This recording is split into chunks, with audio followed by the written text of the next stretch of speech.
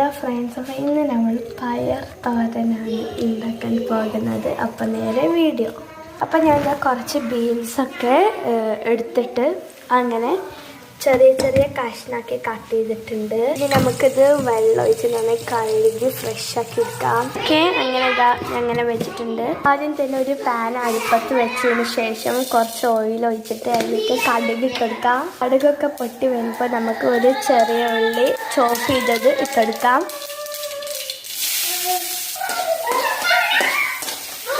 ഇതിനിടയിൽ നമുക്ക് തേങ്ങയും അതുപോലെ തന്നെ നമ്മുടെ മുളകൊന്ന് മിക്സിയിലിട്ട് അരച്ചെടുക്കാം. നമ്മുടെ ബീൻസ് ഇതിലേക്ക് ഇട്ടെടുക്കാം. ഇട്ടെടുക്കണ്ട കേട്ടോ. അങ്ങനെ ഇട്ടെടുത്തിട്ടുണ്ട്. ആവശ്യത്തിനുള്ള ഉപ്പ് കൂടി ഇട്ടെടുത്തിട്ട് നന്നായി ഒന്ന് മിക്സ് ചെയ്യേ. ഇതൊന്ന് നമുക്ക് പൂട്ടി വെച്ചിട്ട് ഒരു 2 മിനിറ്റ് വേവിക്കാം.